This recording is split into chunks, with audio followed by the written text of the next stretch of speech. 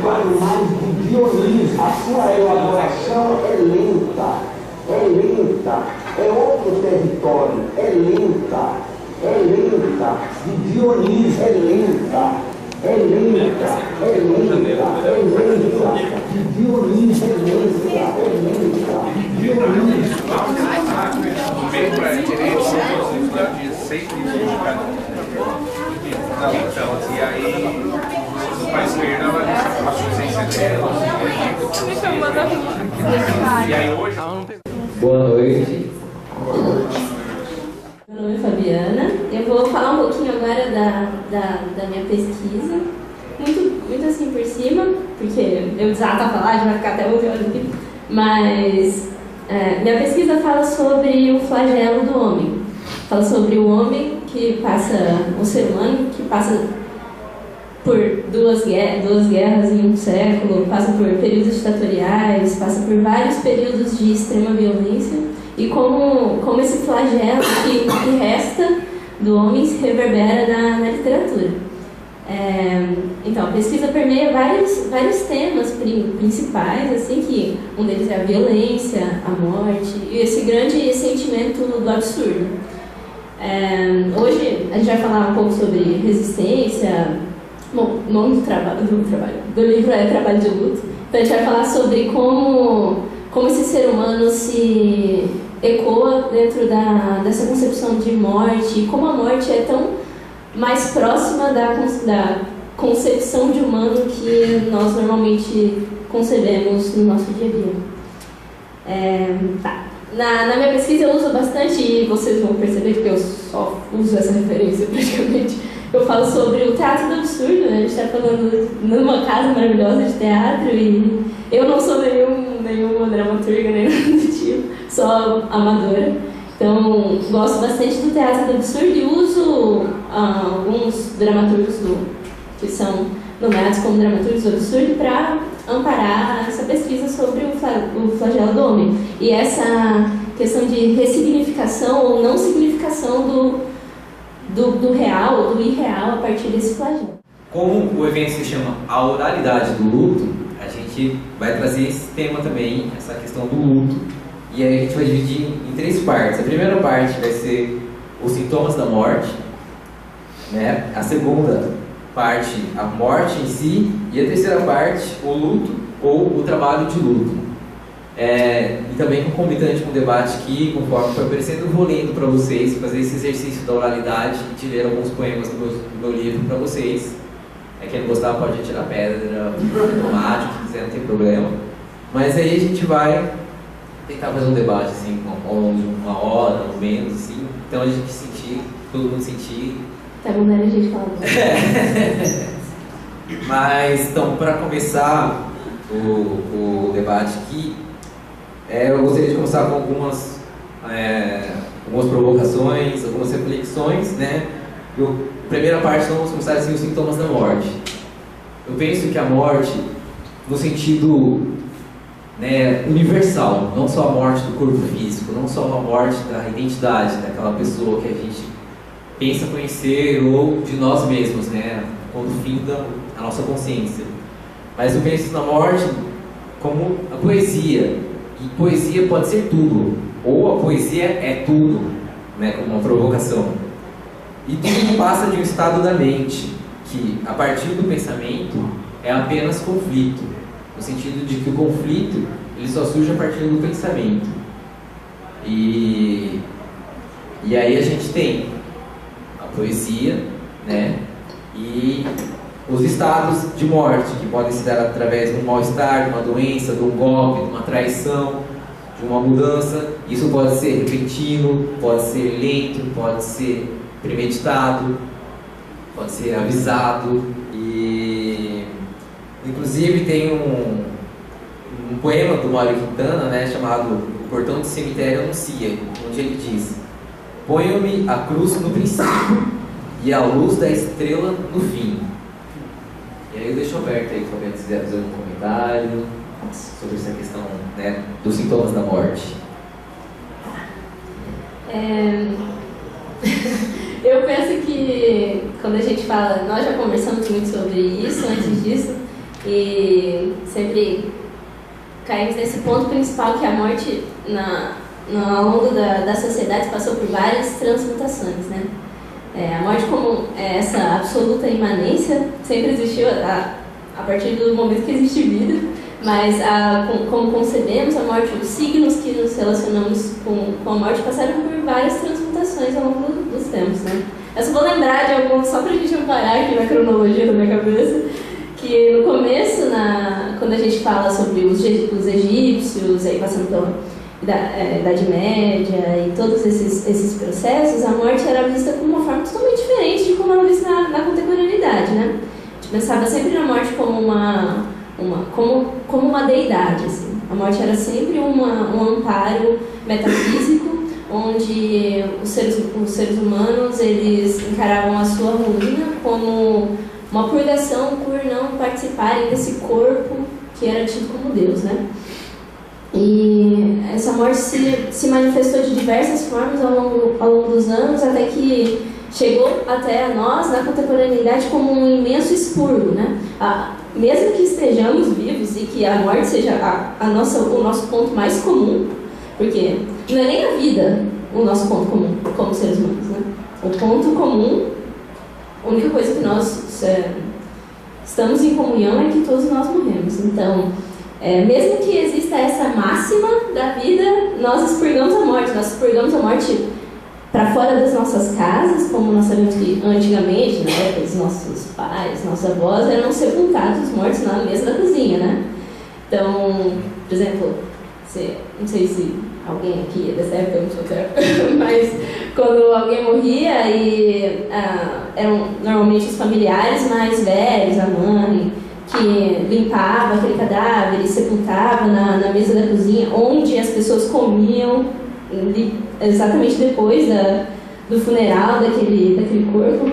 Então, a morte era sempre uma coisa absolutamente íntima. A morte como uma dádiva da vida.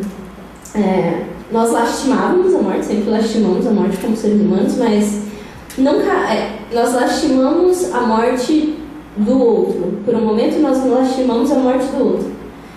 Hoje, me parece, na minha humilde percepção, que na contemporaneidade nós não costumamos lastimar a morte do outro, nós lastimamos a ideia de morte por ela mesma. Porque é muito difícil para nós, como seres humanos do século XXI, compreendermos os estágios que amparam o próprio luto. Então, nós não nos restituímos na própria morte. Mesmo que ela seja uma coisa absolutamente nossa. A gente já passou pelo processo que na contemporaneidade expurgamos a morte das nossas casas, expurgamos a morte dos nossos pensamentos, expurgamos a morte da nossa família. É muito desconfortável, é uma questão que quando a gente pensa, nossa, fulano morreu, causa um absoluto desconforto entre nós. Ninguém aqui quer que a mãe morra, por exemplo. Mesmo que saibamos quando a mãe morre, que a mãe morrerá, não quando a mãe morre, que a mãe morrerá.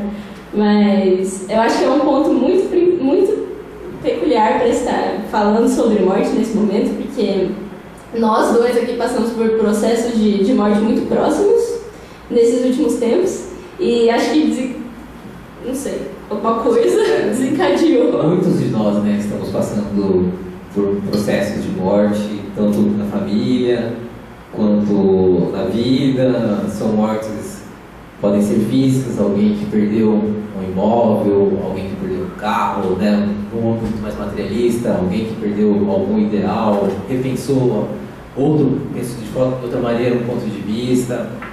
E só para complementar aqui essa questão dos sintomas, eu tenho 2 poemas que eu escrevi que eu acho que ilustram um pouco isso. Eu vou ler um pouquinho, vou ler esses 2 poemas para vocês. Um é sobre essa questão do que provoca esses sintomas, né? Tenho medo, muito medo de ter medo, mas que o medo é ter medo e mais medo do próprio medo, que ontem medo e hoje medo, para depois amanhã e depois de amanhã e depois e depois e depois apenas medo. Né? Seria não gosto muito assim de ficar explicando os poemas, mas quando é um debate, assim, a gente pode considerar como se fosse uma espécie de ilustração daquilo que faz com que a gente às vezes tenha a se mover, né? Que a gente pode considerar a morte como uma espécie de não movimento, né? De algo que não se move. E mais um poema aqui que tem uma outra perspectiva sobre esses sintomas de morte. A televisão está morreu, lentamente executada por aqueles que andam vendo internet demais. A nossa visão desfalecendo, lentamente ofuscada por aqueles que mandam sendo conhecimento de menos. Fake news, a verdade dos pais. WhatsApp, Facebook, fazendas de like. E chegamos, retrocedemos e obsceno. E aí, para finalizar aqui, a leitura dos poemas sobre sintomas da morte. Ser feliz é não sentir. A partir do segundo que se sente algo, a felicidade desaba. O coração bate, os pulmões se enchem de ar, o choro grita, nascemos e fala.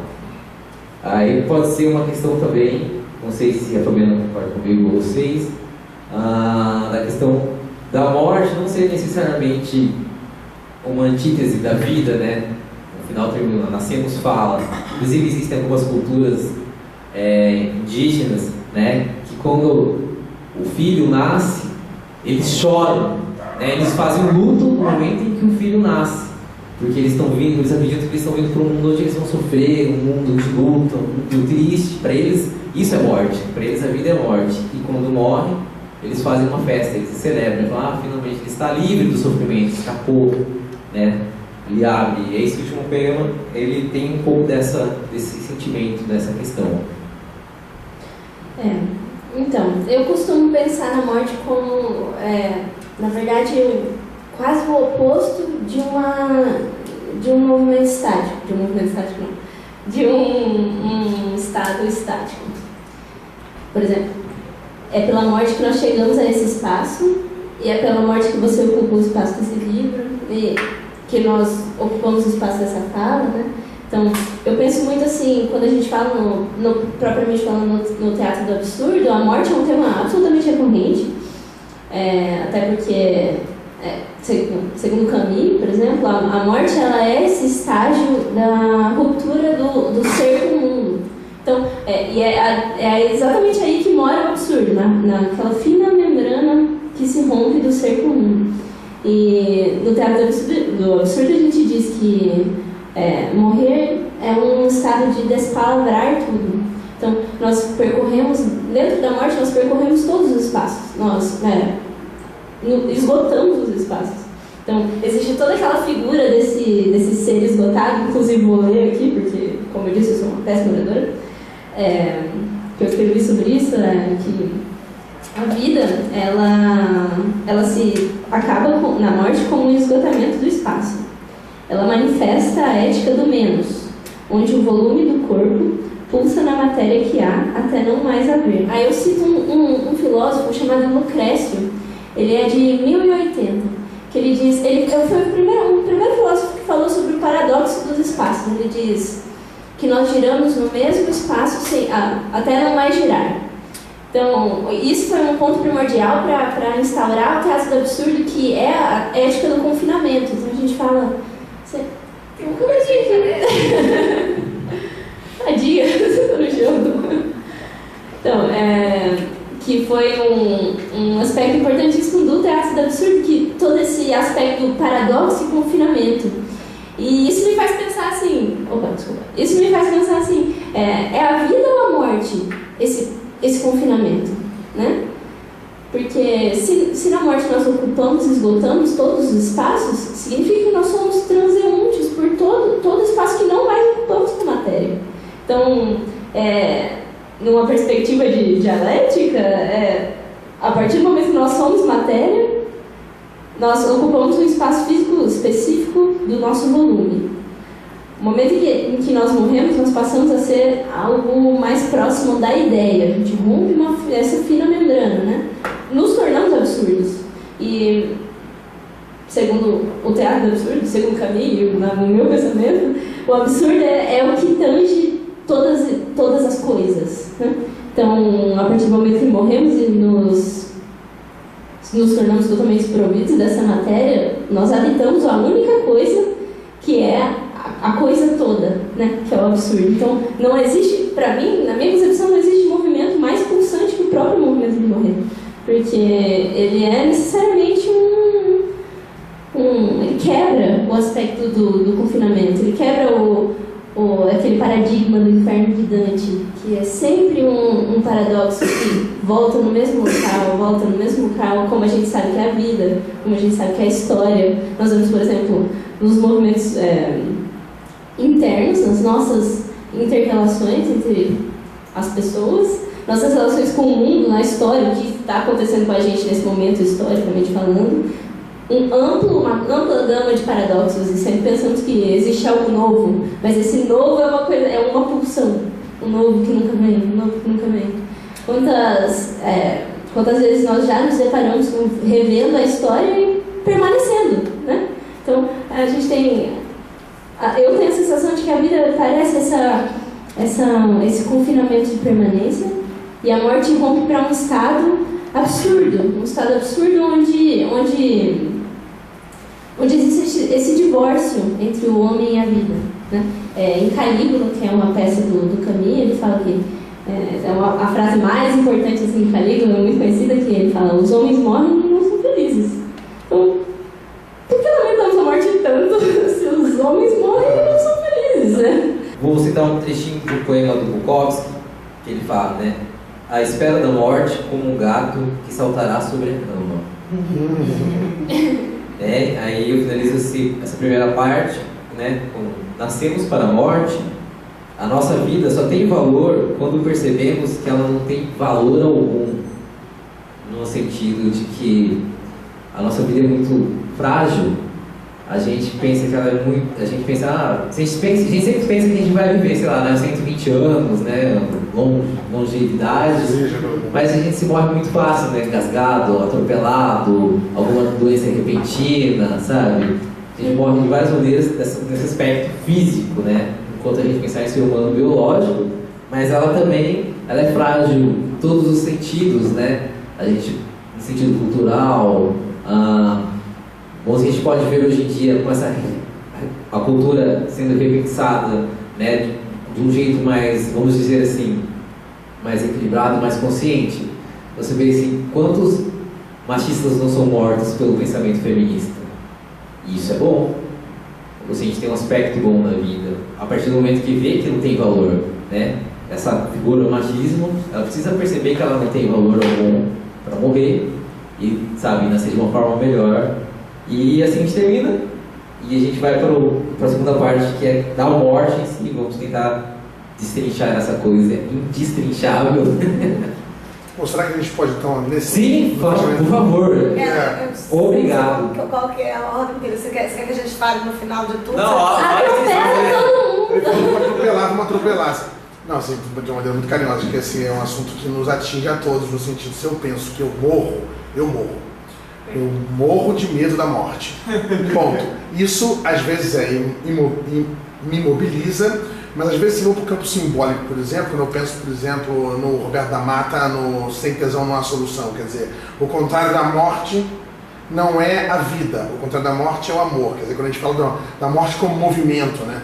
Ou da morte simbólica, dessas mortes que são necessárias. Quer dizer, aí eu até citaria aqui o Corpo Santo, que ele fala: hoje eu sou um, amanhã eu sou outro. Que você gosta de absurdo, como o santo brasileiro aí, que seria talvez o pai do absurdo. E que pena que ele é brasileiro. E ninguém dá a devida atenção que ele merece. Mas hoje eu sou um, amanhã eu sou outro, quer dizer que necessariamente aquilo que eu fui ontem já morreu. Engraçado que, desculpa te interromper, Não. É que essa linha específica que você falou é num teatro chamado O Parto, né? Então, que é o contrário, né? Tecnicamente, de morrer ao ato de nascer, o parto. Então, cai nesse paradoxo infinito, né? Eu acho que isso aqui é legal a gente pensar não na morte como algo... Quer dizer, em muitas culturas tem um filme do Akira Kurosawa, O Sonho, que tem uma aldeia oriental que está festejando a morte de uma pessoa, assim, fazendo uma festa, né? Que eu acho isso muito legal. Eu acho muito interessante pensar na ideia de que a morte é o fim e que isso deve nos movimentar, quer dizer, talvez a sociedade, o homem, se movimente a partir da ideia de que ele morre, então ele precisa viver, né? Seria isso um pouco. E no campo simbólico mesmo, assim, de você necessariamente ter que morrer, né? Ter que morrer hoje para renascer amanhã. Porque senão você é chato, é maçada, como diz o Martin Espera, é maçada ser o mesmo diante dos outros o tempo todo, né? Então, né, talvez seja necessário a gente entender a morte nesse sentido, assim, hoje eu morro, amanhã eu renasço de novo, que aí eu renasço novo, o sol que sempre brilha todos os dias, quer dizer, o sol é um exemplo bom, quer dizer, olhar o sol, né, às vezes a gente fala assim, vamos olhar o sol, mas eu olho o sol todos os dias, não, hoje é um dia diferente do outro, né? O deleite da morte é a criação. Exatamente. Enfim, quis colocar assim, na minha cena. Não, eu não sei nem se mas o encontro com o real é mesmo da ordem do impalpável, né? E a morte como amor é o encontro absoluto com o real. E aí eu me lembrei da Macabeia, né? A Macabeia morre no final de toda uma trajetória em busca de uma felicidade, de um desejo de ser-se. E aí quando ela sai da cartomante, querendo um futuro incrível, ela é atropelada e morre. E ali ela se faz toda, né? Então é um impalpável para chegar num lugar absolutamente real e que te faz ser, né? Então, enquanto isso, a gente só está tentando ser o tempo inteiro. Perfeito. Perfeito. Agora, então, vamos entrar na segunda parte, morte. Continuam podendo interromper a qualquer momento, sinto vontade, a gente fica feliz, né, Fabiana? E tem um poema seu, inclusive, daí, que eu acho que você assim, qual que eu escolheria para falar de sintomas da morte e tudo mais. Porque quando você fala também do o pai morreu, como assim? O como assim é um lugar de sintoma de morte absoluta e também de encontro com o real. E tem um lugar, também que você finaliza com que o corpo grita. Isso também é pra mim, eu fiquei assim, poxa, pra mim os outros dois poemas ficavam mais próximos. Eu amo esse do pai morreu como assim. Eu ia falar sobre ele também, especificamente sobre ele. Ele representa esse grande afeto, né? Afeto no sentido não romântico, mas afeto no sentido spinoziano, de ser afetado. Sim. Porque a morte é a vangloriação do afeto, assim, né? Porque nós nos sentimos absolutamente afetados pela morte do seu pai, por exemplo. Existe toda, dentro da literatura, consequentemente na sociedade, toda essa questão da morte da figura do pai, né? O pai kafkaniano, o pai do Leonardo, meu pai. Existe toda essa repercussão de mortes ininterruptas do pai, né? E esse seu poema... tudo bem, vou te dar um tempo. Esse poema do como assim é aquele passo em falso no degrau que não existe, né? Você dá um passo em falso no degrau que não existe e tem uma super imagem de morte cinematográfica que acho que todo mundo lembra, que é a questão, por exemplo, do sétimo selo, da morte jogando xadrez, né? Então, é aquele movimento em falso, né? Então, sempre quando existe a morte, existe esse grande espanto, que o espanto é, segundo Spinoza, um dos mais potentes afetos, que é o afeto de espantar-se, né? E é celebrável, né? Que a morte causa espanto, né? O problema é quando perdemos a capacidade de nos espantar, né? Porque nunca jogamos esse xadrez, então, né? Nascemos perdedores. Então, tá aqui o poema que a Lígia e a Fabiana citaram. Foi um poema bem difícil de escrever, assim, por mais que ele seja simples, acaba saindo daquela coisa de lapidar, né? O trabalho mesmo do luto é longo, né? Antes aqui estava passando um vídeo, que eu fiz um vídeo poema de recortes de discursos do Ari Salomão, que ele fala assim, que a poesia é um estado de greve, é lento, é lento, é lento. Então tá aqui. O pai morreu, Léo. Como assim? O pai morreu, Léo. Mas ontem à noite ainda sonhei com ele. Léo, sonhei. Meu pai morreu. Então vamos agora para a morte. E aí eu gostaria de abrir com alguns poeminhas. O mais difícil em estar morto é quando começam a falar por você. Será? Se quiser ler também, você não página 57. Aí esse aqui, agora esse na página 33. É um poema que, eu acho que a curiosidade dele é um poema que é o contrário do que eu li do meu pai. Meu pai morreu, foi longo. Esse surgiu num rompante, né? A gente diz aquela morte assim, inesperada. E foi construído em um ambiente que era muito vivo, né? Espaços pequenos, diminutos, desencontros, espasmos tortos, cadeiras ao vento, remorsos por minuto, estamos mortos. E aí, entrando então na segunda parte, o Machado de Assis, em Memórias Póstumas de Brás Cubas, escreve: esta é a grande vantagem da morte, que, se não deixa a boca para rir, também não deixa olhos para chorar. E aí eu venho com algumas, de novo, mais umas provocações, algumas reflexões. Não é apenas o corpo físico que morre, morre também o corpo símbolo, o corpo político, o corpo coletivo, o corpo arte, o corpo projetado, o corpo oculto. Quantos corpos morrem? Quem somos esses corpos? Dor, alegria, alívio, poesia. A morte é brusca, anunciada, esperada, sofrida, facilitada, assassinato, suicídio, postergação, sorriso, né? O que é a morte? Eu vou ler agora muito. Quando a gente conversou sobre falar sobre isso, eu estava pensando o que eu iria eleger. Normalmente eu elejo uma figura, assim, para conseguir me embasar, porque eu fico me perdido e começo a devagar. Eu já estou devagando, aliás, falando sobre divagação. Mas pensei em usar essa figura que é pouco conhecida do teatro Bechtiano. Samuel Beckett foi um dramaturgo irlandês, bastante conhecido pelo teatro do absurdo, que tem teóricos que dizem que ele é teatro do absurdo, teóricos que dizem que não. Aí fica nessa querela. Não é? É teatro Becketiano. Ele não diz nada, esse é o problema, falar por ele depois que ele morre, né? Perfeito. Essa é uma das maiores questões de estudar sobre Beckett, é que você precisa falar sobre você lendo Beckett, não do Beckett e a sua obra, né? É muito difícil. Mas então, eu queria... Tava falando da figura. Eu pensei num romance Beckettiano que é muito, muito caro para mim, chamado Malone Morre, que ele não é muito conhecido da literatura beckettiana, mas que é uma obra crucial do Beckett. E Malone Morre, como o próprio nome já diz, fala sobre esse personagem chamado Malone. E como todo personagem, não sei se todo mundo aqui é familiarizado com Samuel Beckett, mas ele é muito peculiar. Assim. Ele é um escritor que fala sobre nada, ele fala absolutamente nada sobre nada.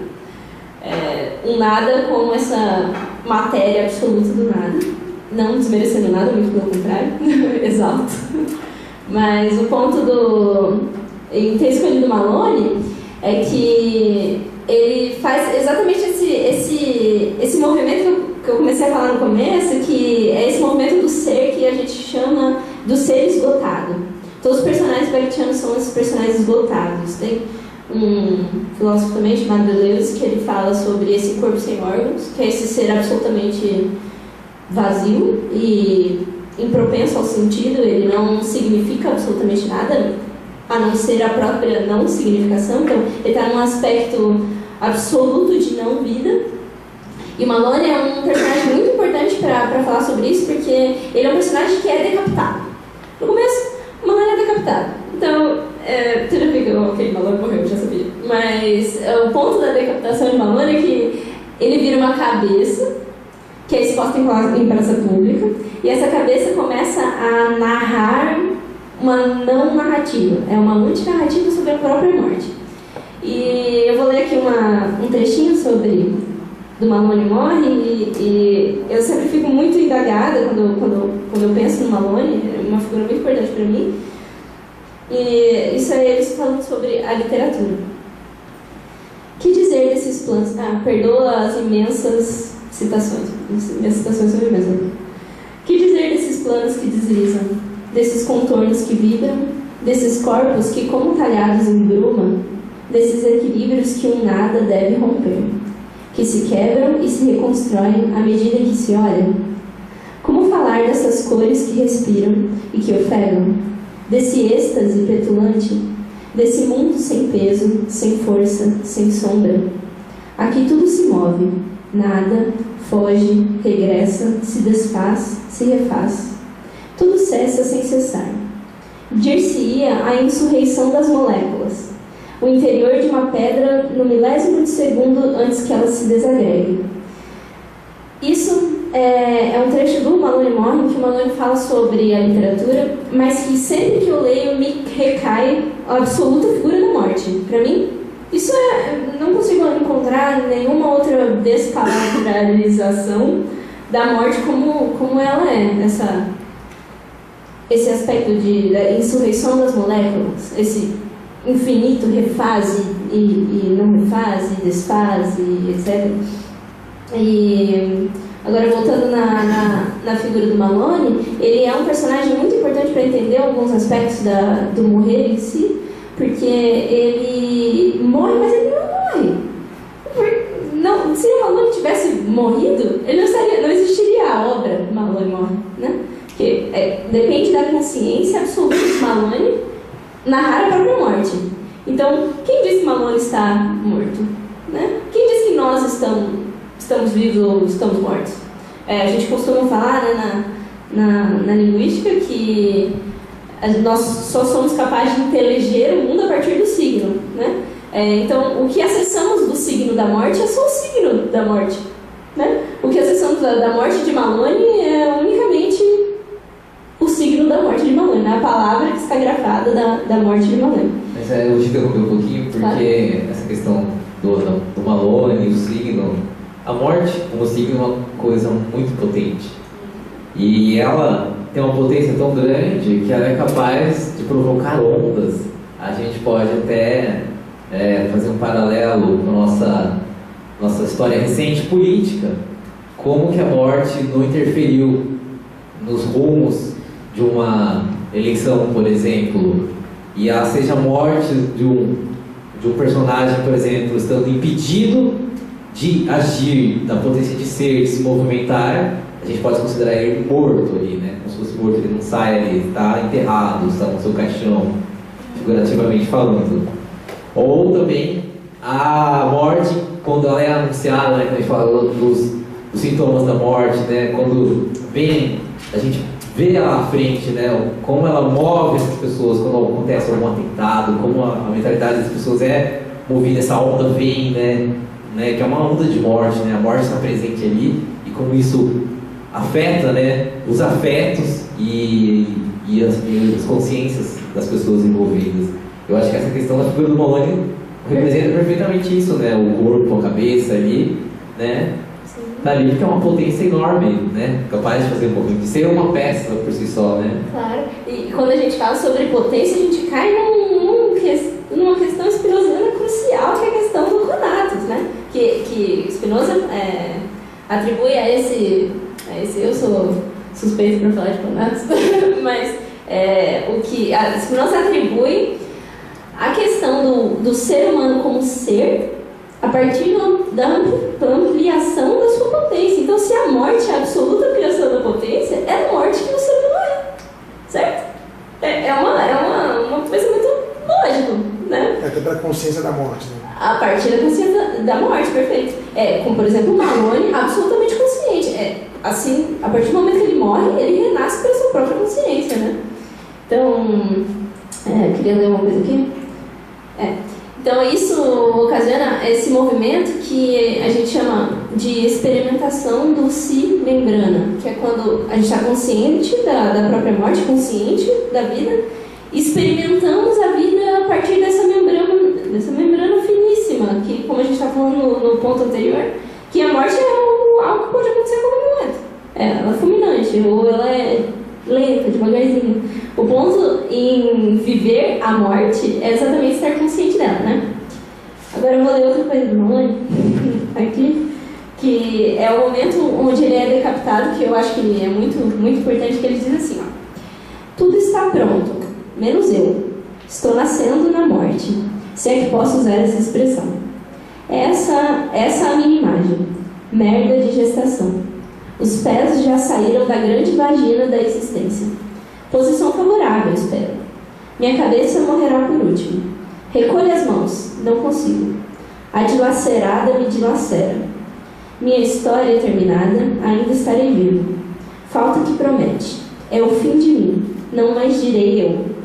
Não mais direi eu. Isso é uma frase que retoma uma frase muito importante da filosofia absoluta, que eu é quem diz eu, né?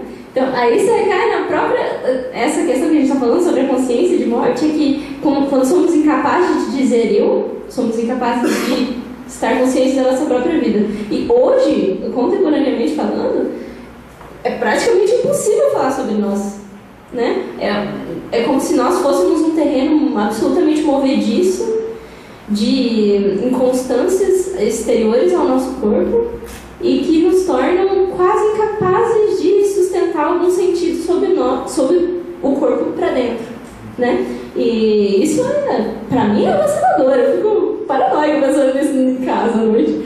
Que se a partir do momento em que não consigo dizer eu sou, né? Pode ir. Então, com relação com essa questão assim, desse sentimento avassalador, não, tá dando para escutar normal, né, com esse microfone aqui, tá tranquilo. Eu vou ler um poema aqui da página 111, que é: estou morto e não estou morto, eis a lição, semente da palavra, primavera que traz vida aos pássaros e morte às lagartas. Está morto e não está morto, agora só repetição do que era uma vez e não o é mais, do que vivo se fez e agora na morte refaz. E agora mais um poema aqui na página 103, né, sobre essa questão ainda da morte, da aflição. O amigo careca morreu, a freira quase mãe morreu, o pai com câncer morreu, a mãe da minha mãe morreu. Agora os animais foram tantos que não lembro os nomes, é por estes que meu pranto não desassossega. É por aqueles sem enterro, sem terra e sem lápide. É por esses que negam alma, que eu sou eu, lágrima na página.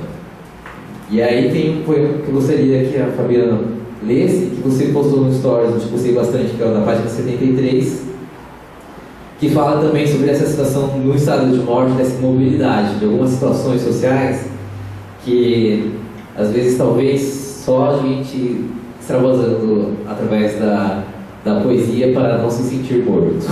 Amo esse daqui. Vou ler. Os conhecidos da classe média cospem no prato que comem, avarentos clones da Idade Média. Os desconhecidos sob a linha da miséria sonham com o prato do homem, coração e afeto, nomes abaixo da média. Nossa, esse poema me pega demais. Tá. Esse poema, eu acho que ele é uma manifestação muito grande de uma coisa que nós sempre passamos e que, capitalisticamente falando, não reconhecemos no nosso cotidiano, mesmo que seja algo absurdamente gritante, absurdo mesmo, gritante na nossa percepção. É muito difícil ler um poema desse, por exemplo, a gente está lendo esse poema nesse espaço, falando sobre morte com pessoas que são íntimas do teatro, pessoas que são íntimas das artes. Sabemos como isso nos inquieta. Agora, eu fui pensando, esse poema me dá muito medo, porque me dá medo no sentido progressista da coisa. Medo no sentido de que eu tenho medo de falar esse poema dentro de uma universidade, dentro de um espaço onde não é esse espaço e que ele não cause nada. E isso é, para mim, a declamação do que é viver num cemitério, assim. Estar vivo dentro de um cemitério. Colocar a absoluta...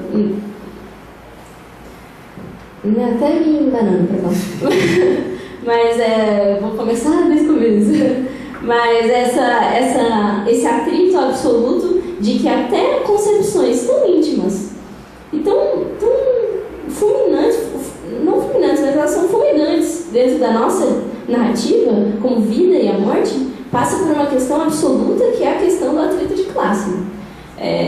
Falar sobre morte dentro de um espaço onde nós somos compreendidos sobre a crítica à classe é uma coisa. Agora, falar sobre morte para quem não tem absoluta consciência de classe é desesperador, me dá medo.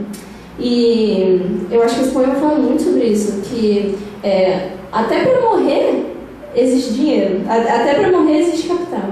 Por favor. Porque me lembrou muito o livro da Carolina de Jesus, O Quarto de Despejo. Perfeito, participante. Né, que eu fiquei tentando, como eu li ele na Kombi hoje, eu fiquei lembrando do livro da Carolina de Jesus, que é um tanto isso, né, que a Carolina de Jesus tem a história dela tentando entrar na Academia de Letras, né, e ela não consegue, ninguém consegue ajudar ela, e aí tem uma foto da Clarice Lispector recebendo um autógrafo da Carolina de Jesus.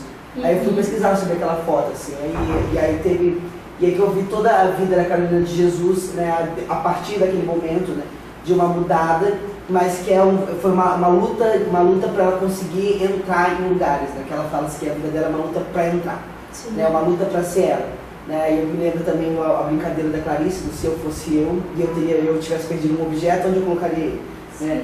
Acho que é uma brincadeira da Carolina de Jesus, né, de uma mulher que está lutando para entrar em lugares e não está conseguindo, né, e a Clarice Lispector na brincadeira da morte, do Se Eu Fosse Eu, e eu tivesse me perdido, onde eu teria me colocado. Então acho que a gente consegue brincar um pouco. Não, é perfeito. Essa questão da pessoa, a classe, o sistema de classe, ele talvez tenha um filósofo contemporâneo, o Attila Mbembe, acho que assim pronuncia o nome dele, que é um filósofo africano. Ele fala muito nessa questão que as classes, elas, às vezes a gente pensa na questão do poder, né? Surge sim do poder, o europeu, o homem branco, mas elas existem por causa da concepção da morte, né?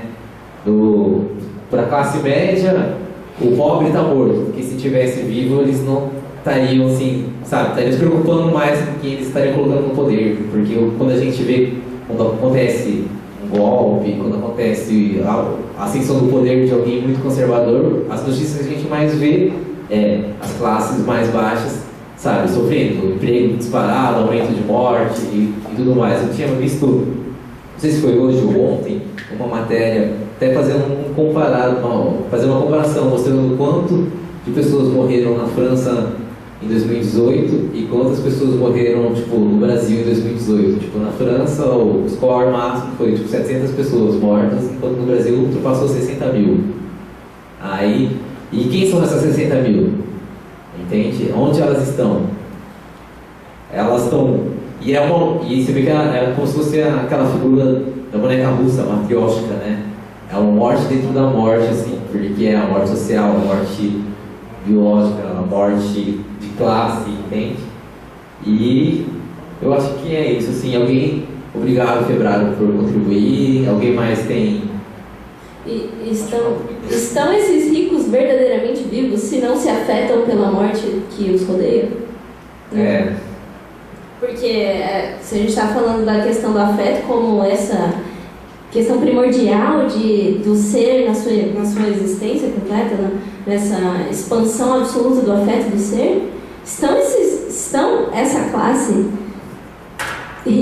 realmente viva se não se afetam pela morte que o rodeia? A morte é absoluta, ela não é segregada da própria vida. A morte ela é um componente primordial, estruturante do ato de viver, né? Da ação de viver. E eu vejo, por exemplo, pensei muito nesses últimos dias sobre isso, como para estar consciente desses processos. A partir olha de novo como a morte é algo absolutamente potente. Que lendo sobre a morte, para vir falar aqui sobre a morte, muitas coisas passaram na minha cabeça nesses últimos 3 dias.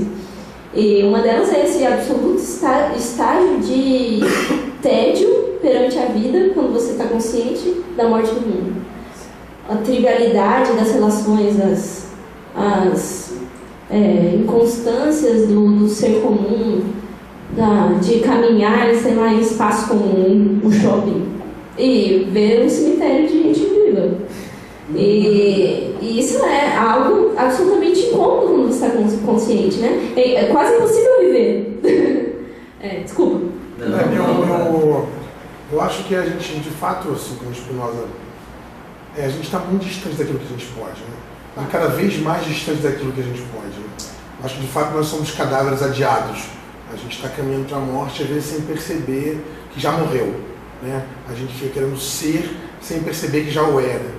Aí, voltando um pouco no Beckett, eu gosto muito do Beckett, já fiz 2 montagens do Beckett importantes, e já li muito Beckett. Eu acho que o Beckett propõe um troço que é muito ativo na literatura dramática, sobretudo, por exemplo, inspirando Godot, que é a ideia, por exemplo, de que a vida não faz sentido e que ótimo que ela não faz sentido. Não precisamos nos debater, eu acho que a gente se aproxima daquilo que a gente pode quando a gente, na verdade, começa a jogar com essa ficção toda que somos nós. Né?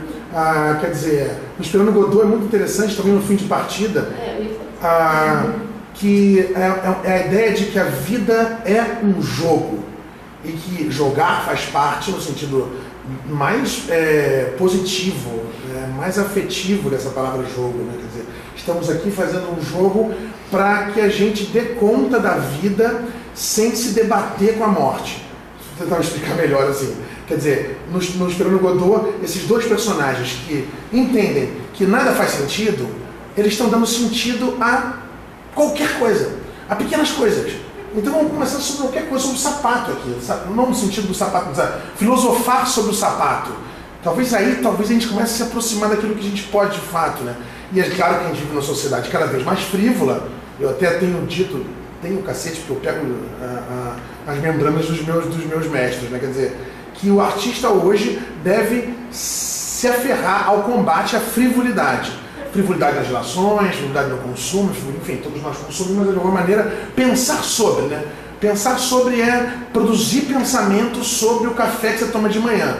Quem produziu aquele café, de que lugar ele vem, para onde o café vai, por que teu café é tão ruim, se talvez o café que você tomou na França era melhor e é brasileiro. Quer dizer, todas as possibilidades de produção de pensamento para que você saia um pouco da frivolidade. Não aceita tudo, questiona tudo, para julgar, não para o valor em si. Eu existo, logo penso, logo existo. A gente também brinca no bagacinho que, na verdade, eu imagino, logo existo. Quer dizer. Perfeito. Eu acho que isso é o que é interessante, sobretudo na obra do Samuel Beckett. Enfim, ele propõe uma porrada de coisas, a gente pode pincelar a questão da morte. Ele propõe que, apesar da morte, ou por conta da morte, o que a gente tem é que continuar, já que estamos vivos, é jogar. Melhor. Né? E fazer disso aqui, de fato, entender as ficções todas. Né? Tem um conto, vou citar só um conto aqui, que é um conto do Fernando Pessoa, que chama O Banqueiro Anarquista, que é perfeito para pensar, por exemplo, as ficções.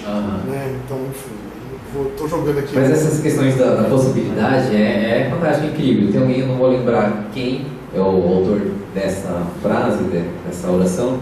Ele fala assim, que ele entra no trem, ele olha para aquele vagão cheio e ele fala, né? Quantos Bachs não tem aqui, né? Quantos Mozart, quantos Shakespeare não tem aqui, né? E às vezes essa questão do artista, do fazer, é ter essa consciência também, né? Ele está falando quantos tem, não no sentido de que só o Bach teve sucesso, mas quantos tão bons quanto o Bach estão ali, não estão sendo vistos, não estão sendo imortalizados, mas estão ali, sabe? Vivos em sua morte, né? Vamos dizer assim. Ou a gente pode pensar o que é o conceito do sucesso, né? Enfim. Esse lugar é porque é difícil a gente falar, a gente generalizar os vivos e os mortos, né? A partir, inclusive, dos lugares e das ideias, porque o que move cada um é único e intransferível, né? A partir da sua própria falta, do que não é possível se dizer, do que não dá pra gente fazer poesia, né? Do que por mais que a gente faça poesia, ainda escape e a gente ainda caminha e respira, toma banho e come e acorda todos os dias por conta disso. Eu fiquei pensando um pouco nisso, como que a gente consegue identificar ou não identificar, né? estamos entre vivos e mortos o tempo inteiro, em todos os lugares que a gente frequenta. Porque o que motiva cada um, o que faz com que cada um exista a partir da existência de cada um, é um lugar muito intransferível, uma marca muito íntima e individual. Né? Então, às vezes, a gente está... Se você for ao shopping aos domingos, você vai ver muita gente assim. Mas se você for em outro dia, talvez... Acho que hoje a gente tem um lugar do que te move. Né? O que te move, é claro que a partir... Quem não se incomoda e não se assusta e não se movimenta a partir da realidade da morte, morto já está. Mas assim, há um lugar em si de que essas faltas são preenchidas por coisas muito duvidosas por muitos, né? Mas é o que move cada um, é o que faz com que ele exista. E isso é muito cruel, né, ao mesmo tempo, porque há coisas absurdas que movimentam pessoas absurdas. Eu penso muito sobre essa questão da falta, me é um tema muito caro, principalmente por causa do Bert. Eu ia falar sobre essa peça, o Fim de Partida, que é uma peça que ela é entendida como uma peça que fala sobre a falta, é um diálogo infinito sobre a falta, e essa questão da declaração da falta como o que é, né? Como não uma pulsão de preenchê-la, mas delimitar a falta pela sua própria matéria, sabe? Porque a falta por si só é um oco material, né? Então, assim, o que somos além da nossa falta? O que somos além do fato que somos mancos? O que somos além do fato que somos falhos, né? No Fim de Partida é uma peça em que existem dois personagens que são restos. Eles estão literalmente dentro de latas de lixo, os dois. E eles são restos de algo que pode ser que seja humano, nós não sabemos. É um ambiente absolutamente, aparentemente apocalíptico, pós-apocalíptico, mas a gente não tem certeza. Então eles são esses restos. E eles tentam, por meio desses restos, delimitar as falhas um do outro. E é lindo. É lindo, é lírico e poético essa delimitação dentro do silêncio do outro. Porque você falou sobre significar as coisas, as pequenas coisas, por exemplo. Existe um ponto muito importante no Fim de Partida, que é a bolacha, né? Que eles repartem essa bolacha e é uma coisa assim, é o que salva. Se existe uma salvação ao nada, é a repartição daquela bolacha. Então, um dos personagens é o Neg, que é um desses personagens que é um resto.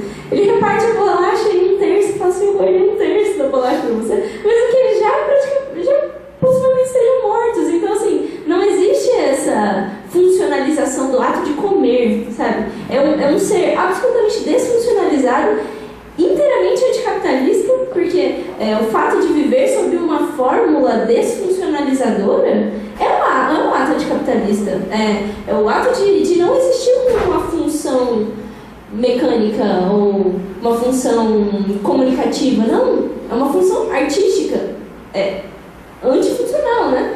Então, não come-se para sobreviver, para sobreviver em função da sobrevivência, come-se pela partilha. E assim, depois dessa fase tem que ler o como fome. Como fome, eu vou ler então. Mas antes tinha aquela questão, né, que você falou, né, estamos entre mortos ou entre vivos, essa dicotomia, esse jogo. Esse aqui, né, morrer não é partir, é ficar na memória de alguns que ainda respiram. Aí eu escolhi aqui, né, que a gente comentou dos mortos no shopping, né? Aí tem: a conversa é boa, mas os ossos doem, não por terem vivido demais, mas por terem vivido de menos, por não terem caminhado prostrados em alguma rede social. Hoje em dia, os ossos que mais se movem, falange do dedo, polegar ou indicador. O resto dos ossos descansam 7 palmos abaixo da pós-verdade. E aí? Na nossa cara. Você comentando alguma coisa enquanto eu acho o poema aqui na forma? Eu fiquei pensando nisso, que por mais que esteja no lugar do... porque é muito dúbio esse lugar do Beckett, né, pensar esses personagens como restos, porque ainda assim eles são inseridos na linguagem. E por isso que a bolacha é um significante. Então é muito maluco como a existência se dá mesmo no cruel da morte, na crueza da morte, no cru da morte, a partir de alguma coisa que torna significante a existência. Eu fico debatendo só com Lacan, né, gente? Porque eu tô falando, quando eu falo da falta, eu só tô falando da linguagem. Não, e aí ali tem um troço que eu acho que é muito legal no fim de partida, que é assim, as opressões, né? As camadas de opressões, né? Assim, você tem o oprimido, do oprimido, do oprimido, do oprimido, assim. Isso é muito legal, você vê assim, aqueles pais do Clove ali, sim, sendo achatados enfim, são essas camadas de opressões mesmo, assim, dentro dessa simbologia do Beckett ali. E outra coisa que é super simbólica no Beckett é a estrutura da palavra, né? A pontuação do texto. Perfeito. Isso faz com que o real se aproxime cada vez mais. Eu vou só fazer um parâmetro do fim de partida, já que a gente está falando bastante dele, só para quem não conhece conseguir imaginar, porque senão a gente fica falando um com o outro. Mas o fim de partida é uma peça do Beckett que tem no total esses 4 personagens e eles ocupam o espaço do palco de uma forma... o nome da peça é Fim de Partida, é um nome que te faz pensar várias coisas já. Pode ser um fim de partida de um jogo, pode ser o fim de partida de uma partida, de deixar a vida, deixar algum lugar, deixar um espaço. Mas o ponto é que esses personagens, você pensa assim, quando o teatro fecha, quando o local fecha, normalmente colocavam-se alguns tecidos sobre a mobília, né? Porque significava que estava fechado. Quando você entrava no teatro, no fim de partida, quem estava com os tecidos eram os próprios personagens, como se eles fizessem parte daquele teatro, como se você não estivesse lá para vê-los, eles estavam mortos. Eles são mobília. Ele fala, fora daqui é a morte. Fora daqui é a morte, perfeito. Então, fora daqui é a morte, depois outros teóricos e outros linguistas e literatos falaram fora do texto não há salvação, fora da linguagem é a morte, né? Existem várias paródias dessa máxima do Beckett. E nesse teatro existem esses 4 personagens, como eu disse, 2 deles eles habitam essa lata de lixo, eles são restos, que a gente entende que eles são os pais de um desses personagens, eles são bem velhos. Aí tem esse outro personagem que é um senhor de cadeira de rodas, e tem um personagem que é o único que se move, que é o Clove. Clove, ele é como se fosse o rei. Então, outro ponto do fim de partida é que os personagens se movem como se fossem peças de xadrez. O Clove se move como se fosse o rei, etc. Então, só para eu inventar aqui a nossa pausa, não dá para imaginar, mas eles passam por várias questões de despalavrar o mundo, né? Um aspecto primordial da peça e de toda a literatura beckettiana é a questão do silêncio, em que os personagens, mesmo que falem, mesmo peças de teatro, porque a única coisa que existe nas peças de teatro beckettianas, que não existem narradores, nenhuma delas existem narradores, são os diálogos. Então, assim, eles tecnicamente estão falando, mas estão falando absolutamente nada. Então, você é obrigado a sentar por 2 horas no espaço, com o seu próprio corpo, e observar o nada. Então, isso, pensa, é um fenômeno absolutamente afetuoso, né? De escancarar-se para o próprio nada e ser obrigado a recortar o tempo físico da sua vida a observar o nada. E esse é o ponto que mais me pega do fim de partida, essa questão de observar. E tem uma outra questão muito importante do Beckett, que é essa pulsão imensa por não representar, né? Que a questão do signo é que o signo é sempre um erro, né? Toda poesia e toda literatura é a ausência, na verdade, a presença de nada. A partir do momento que você atribui uma palavra, ela falha, porque ela busca a representação de algo que só não é, né? Então a palavra, ela falha. E no Beckett, principalmente no fim de partida, eles buscam falar coisas, eles usam as palavras, mas não para falar algo, mas para falar nada. Então, é uma anti-representação do mundo, que também é um outro aspecto que para mim é absolutamente anticapitalista, porque é o mundo das representações. E é isso. Então para finalizar aqui a parte da morte, não? O poema, né, da borracha, da fome. A fome se esconde na boca do estômago de quem tem fome, ânsia, ansiedade sem fim, sem pudor, despudorada como a fome. Como a fome, como a fome, como a fome, até não mais poder engolir, devora. E aí a gente... É a própria falta em si. A gente tem algo que eu lembro um pouco assim, falando sobre a morte, que é o livro Deserto dos Tártaros, que ele tem esse cenário pós-guerra. Tem esse menino de 18 anos indo servir um quartel porque ele está em busca da Batalha dos Tártaros. Ele está querendo encontrar essa guerra dos Tártaros, que é uma guerra que estão esperando há anos, décadas, e ele vai ficando lá, e vai se passando anos, vai se passando meses, vai se passando décadas, e ele fica até os 54 anos esperando esse momento perfeito. E ele passa a vida inteira dele dentro desse lugar, esperando o momento perfeito, o momento de pura existência dele e o momento da guerra. E aí quando a guerra chega, ele é mandado embora porque ele está velho demais. E aí ele morre, né? Ele morre deitado na cama de um hospital, olhando para o céu. Olhando a janelinha do céu, e acho que é o momento perfeito, chegou ali naquele momento do impossível da morte.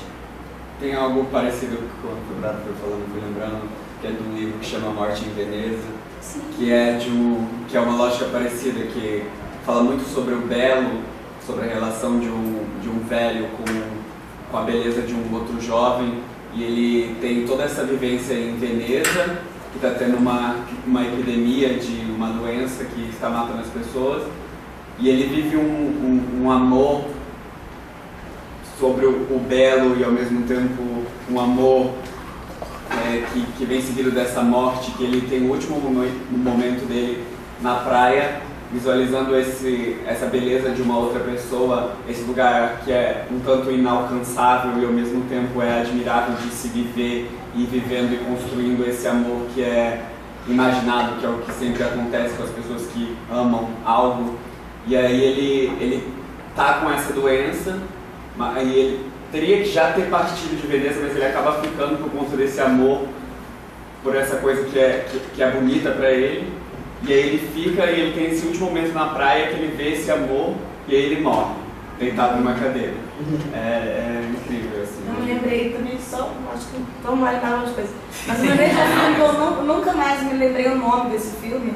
E eu assisti uma vez, eu assisti em 2010, em São Paulo, esse filme. E eu lembro de uma cena de uma criança na casa da avó, assim, na beira da praia, e era um espaço dominado da última guerra. E aí a criancinha ela vai para o meio de um lugar assim, que tem minas para todo lugar, e a avó grita, it's a mine, a criança fala, no, it's mine, e ela explode. Ai.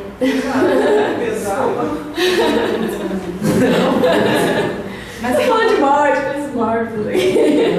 Mas aí a gente tinha falado do contemporâneo antes da morte hoje, e realmente, eu não sei se é agora, nesse momento, mas a Netflix tem algumas séries que estão mexendo bastante com esse lugar da morte, assim. Tem uma série que eu vi com o João, que chama The Battle, que fala sobre, são vários contos dos irmãos Coen. The Ballad of Buster Scruggs. Ah, sim, eu vi. Mas não vi, só vi. Porque são vários contos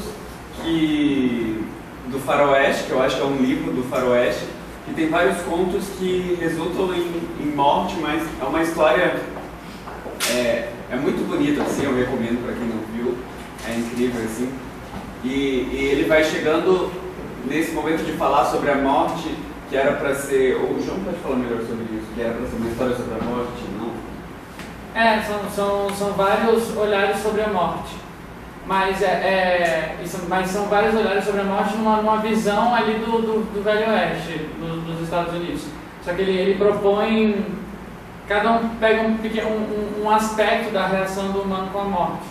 Ali a necessidade da morte do outro, num sentido capitalista, num sentido funcional, que ele precisa morrer, então ele é morto. A outra, a morte acidental, sabe assim, tem várias leituras da morte e várias leituras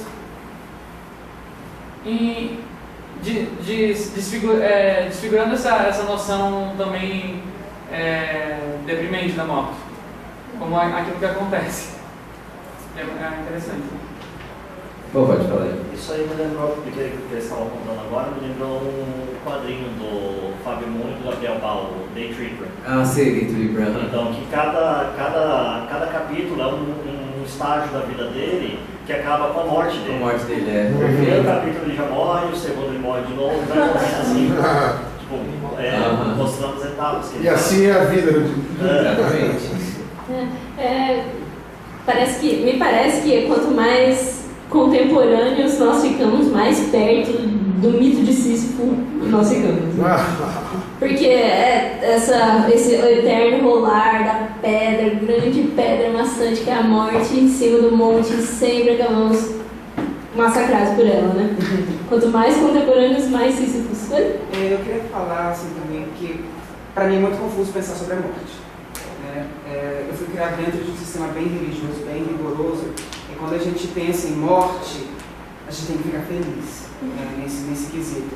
Porque dentro do sistema religioso a gente passa por 2 períodos de morte, né, necessariamente dito. Que é quando você aceita o batismo, você tem que morrer para o mundo, para nascer na religião. Né? Então você passa pelo seu primeiro estágio de morte. E o segundo estágio de morte é quando você deixa essa vida, aguardando a oportunidade da chance da vida eterna, que é um outro estágio de morte que também é escrito que a gente aprende desde pequeno. Né? E pensando em tudo isso que foi dito sobre a morte, que eu não vivo então, eu morro. Né? Eu acordo com a morte, ando para a morte, sigo para a morte, o caminho leva à morte, que é o fim de partida. Esse verso cristão tem um pensamento que eu acho que é do Santo Agostinho, que ele fala assim: eu nasço e morro todos os dias, né? Mas não sou eu quem nasce, é o Cristo que vive em mim, né? Talvez seja me veio muito na cabeça agora, por exemplo, assim, essas etapas de metamorfose, né? A lagarta, ela morre para se tornar uma borboleta, ou ela só dorme? Qual é o estágio? Como é o processo? É morte ou é dormência? O que é, né? Não é, e falando, então, inclusive antes, quando eu estava preparando o debate, fez uma reunião, eu e a Fabiana, até comentei com ela, em algum momento a gente caiu nessa questão assim, né, do pensamento religioso, a gente que no Ocidente tem o cristianismo tão enraigado, e nessa questão da morte tem uma curiosidade histórica. O cristianismo primitivo, antes dele ser institucionalizado por Roma, né, surgia a primeira igreja lá, católica apostólica romana, eles não tinham a visão de pecado do suicídio como pecado. E aí, quando eles tinham essa concepção e eles acreditavam fortemente, né, não, se eu morrer eu vou encontrar Deus, eu acredito em Deus, as pessoas começavam a se matar.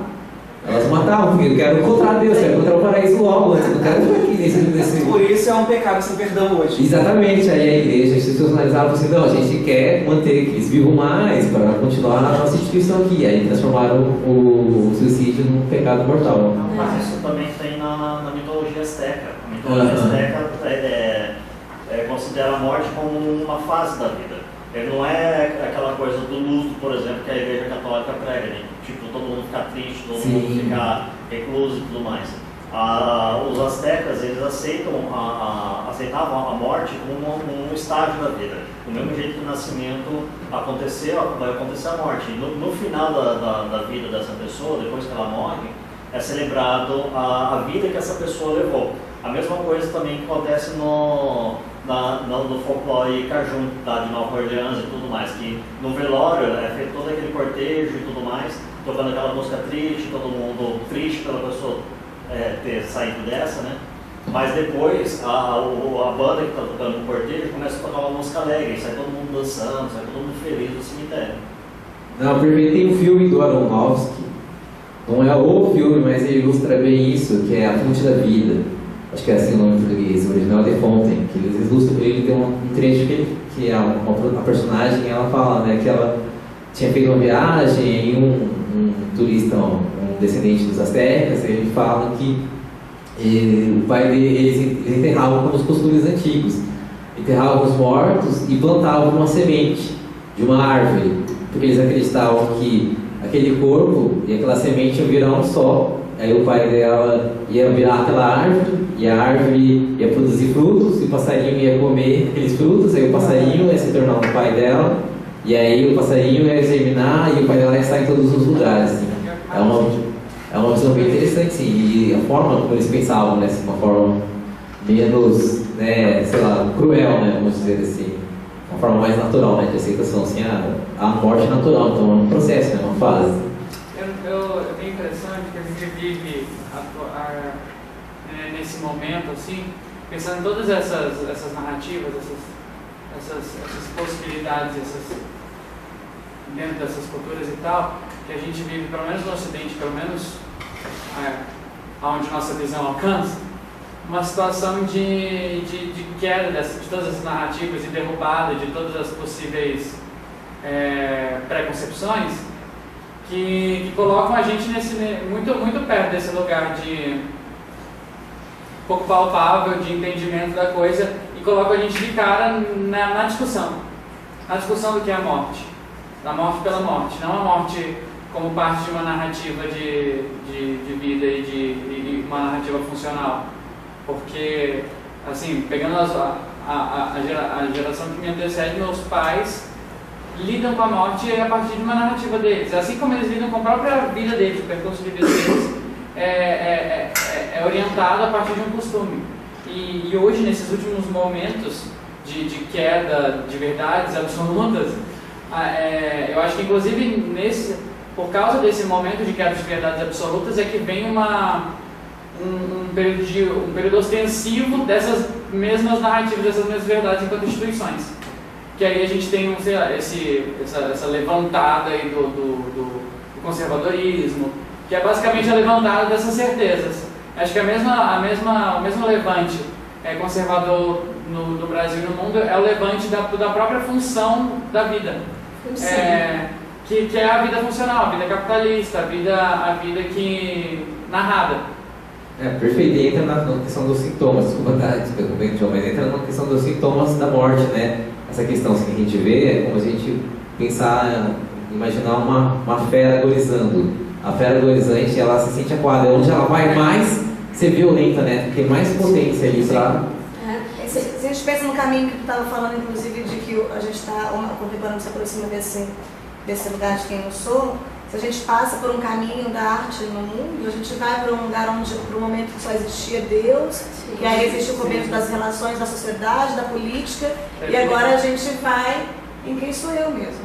Né? E aí a gente está num momento onde é uma bandeira, são as lutas pelas bandeiras de nós mesmos, né? E não por uma luta de coisas que está distante do sujeito. Estabelece uma vida no âmbito cultural, no âmbito coletivo, né? Sim. E a gente volta agora para quem eu sou. É um movimento, inclusive, que toda a literatura, as clássicas, toda a arte está voltando para esse momento. O outro é aquele que me despossui de mim, né? É por isso que nós reconhecemos o outro nas suas narrativas fundamentais, pelo que ele te despossui de si mesmo, né? Pelo que eu não sei de mim e da proclamação da minha própria falha a partir do outro, né? É um mundo polifônico, né? E acho que o que nós estamos fazendo agora, estamos tentando fazer agora, nós pelo menos, escancarar essa noção de polifonia, né? Que somos absolutamente codependentes, sim. O nosso corpo é uma linha pontilhada ao infinito, né? Sim. Eu ouvindo vocês falarem, assim, todo esse processo, me faz pensar que se a gente encarar que a morte, a gente morre a cada momento do dia, que a gente morre todo dia, que a gente morre no final, me faz pensar sobre o tempo que a gente tem, a gente dá e a gente tira para a recuperação da morte. Eu estava lendo o livro do Hawkins, aquele físico, e ele contou a seguinte história. Ele falou assim: olha, eu descobri que eu tinha a doença e eu ainda estava bem, e eu estava apaixonado e eu queria casar, mas eu não tinha dinheiro. Aí, para eu ganhar dinheiro e poder casar com a menina que eu estava apaixonado, porque eu só tinha mais 2 anos de vida, segundo os médicos, eu resolvi fazer um doutorado. E esse doutorado deu origem à teoria do buraco negro. Então, se a gente for levar isso para o nosso dia a dia, nem sempre, isso eu penso, estou colocando a debate, mas nem sempre a gente encara a nossa morte de todo dia como uma razão para lutar e fazer alguma coisa. A gente aceita aquela morte, talvez pensando que num outro momento a gente possa superar a próxima morte. E aí a gente perde tanto tempo, às vezes, não enfrentando essa morte do dia a dia, que a gente acaba sucumbindo a esses mortos de shopping que vocês estão se referindo. Tem uma música do Alex Góes, que é um músico brasileiro, que o refrão da música fala assim: o que eu faço hoje se eu estou sempre esperando o amanhã, e o amanhã vai ser de novo hoje, né? O que você faria se amanhã não... Se o mundo acabasse? Também, Então a gente não tem essa urgência, né? Talvez a gente não tenha essa necessidade, porque às vezes eu acho que o mundo hoje é tão dinâmico e exige tanto da gente, que a gente acaba sofrendo mortezinhas o tempo inteiro. E às vezes a gente cansa um pouquinho e se dá um tempo para poder passar por aquele período de luto para voltar de novo. Tem uma frase do Oscar Wilde que ele fala que muitos existem, poucos vivem. E aí eu faço esse link com um livro do Ray Bradbury, que chama O Vinho da Alegria, que o protagonista é um garotinho que mora numa cidade pequena nos Estados Unidos, mas a narrativa se dá a partir do momento em que ele percebe que ele morreu como bebê, que ele já tinha morrido já, que agora ele percebeu que ele está vivo, que ele começou a perceber que ele está vivo a partir do momento que ele percebeu que morreu. E a gente tem essas mortes imperceptíveis, né? A gente deixa de ser feto, a gente morre como feto para ser bebê, a gente morre como bebê para ser criança, a gente morre como criança para ser adolescente, a gente morre como adolescente para ser adulto e vai indo nesse ciclo, né? Só que aí quantas pessoas percebem, né? Tem consciência disso, né? Ou pensam... Eu acho que talvez seja até uma questão de uma cultura, uma questão estrutural, cultural nossa, assim, porque a gente tem muito aquela questão, talvez o cristianismo coloca muito aquela ideia do destino, né? Do Deus já preparou tudo para você, Deus já tem sua vida toda planejada, assim. E aí, eu acho que isso talvez contribua para a gente acabar indo assim, né? Tipo, sendo levado pela maré, né? Esperando. Aceitando. É o que teoricamente não faz sentido, né? Isso eu acho só fazer um parênteses nesse coisa, porque eu acho que isso é um ponto que para mim derruba qualquer narrativa cristã. Não qualquer narrativa cristã, mas a maior parte das narrativas cristãs. É a crença simultânea da força de Deus e do livre-arbítrio. E eu acho que isso gera uma letargia social que é muito bem-vinda ao capitalismo, que é muito bem-vinda à situação como está hoje, à sociedade como é, com as pessoas cumprindo funções. E essa letargia, essa simultaneidade de crenças de que mesmo que eu seja livre, meu caminho está todo preparado. E não é muito o que eu faço aqui. O que importa é essa pequena vida que não está aqui na minha mão, está lá na mão, mas ao mesmo tempo que está na minha mão. Qual é a possibilidade de crença nessa contradição absurda? Por isso, inclusive, que em algumas conversas que eu tive na minha PDF com alunos que eu conheci calvinistas, eles me pareciam muito mais coerentes com a religião do que os próprios evangélicos pentecostais e os católicos. Porque eles estavam bem tranquilos na ideia de que tudo é predestinado. Eu não faço uma escolha que não seja minha. Que já não seja. Porque isso para mim é revoltante, porque aí para mim entra muito a questão funcional e capitalista das religiões, das narrativas, dessa forma de vida. Funcional. Perdão, pode continuar. Não, pode falar. É funcional ao capitalismo que você não se reverbere com o seu próprio atrito. Sim. É funcional ao capitalismo que você não se inaugure no seu incômodo. Né? Porque nós constantemente somos incomodados e, bom, penso que a partir do momento em que nos tornamos seres afetuosos, no sentido de sermos afetados, nos tornamos conscientes desse incômodo, desse desencaixe absoluto, e é absolutamente benéfico, capitalisticamente falando, que você não estabeleça nenhum vínculo com o seu próprio incômodo, né? Sim. E, tipo, toda essa dicotomia ou essas querelas imensas sobre livre-arbítrio, Deus, etc., não te causem incômodo algum, né? A morte está na falta de incômodo, a morte está na falta do confronto, né? Eu acho. Mas então, para a gente não se estender muito, para a parte final, que é o luto, ou o trabalho de luto. Porque vocês falaram que vocês ficariam também muito tempo, a gente também ficaria aqui. Né? E... Um tema agradável. E que gostaria de começar, que é a terceira e última parte, mas é a parte que está presente desde a primeira. O trabalho de luto, o luto, ele já se dá a partir do início da percepção dos sintomas, da morte. E aí a gente começa essa questão de se refletir o que é a morte. Aí eu gostaria de trazer aqui para o debate duas referências orientais. A gente tem os lamaístas no Tibete, que eles têm um livro chamado Bardo Todol.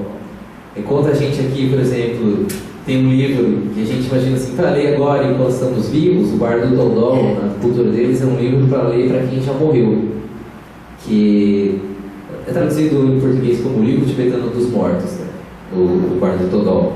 E é interessante isso, né? Porque eu estava conversando com a Fabiana antes, por exemplo, eu terminei de escrever esse meu livro, não é o Leonardo mais que escreveu esse livro aqui, não tem, ele morreu com esse livro aqui. E é uma espécie de uma leitura póstuma, quem for ler, sabe, ele vai viver através de vocês, né? Que nem aquele poema, né? Eu morro, né? Mas continuo vivendo na memória de quem ainda respira. E o Bardo Todol é interessante por causa dessa concepção deles, né? Eles têm um livro lá, o Bardo Todol é um livro de instruções para o morto, que eles também acreditam que a vida é só uma fase, uma fase que continua. E aí quando alguém na cultura lamaísta morre, uma família, eles vão lá, chamam um monge lamaísta, o monge lamaísta chega com o livrinho dele e começa a ler do corpo por corpo.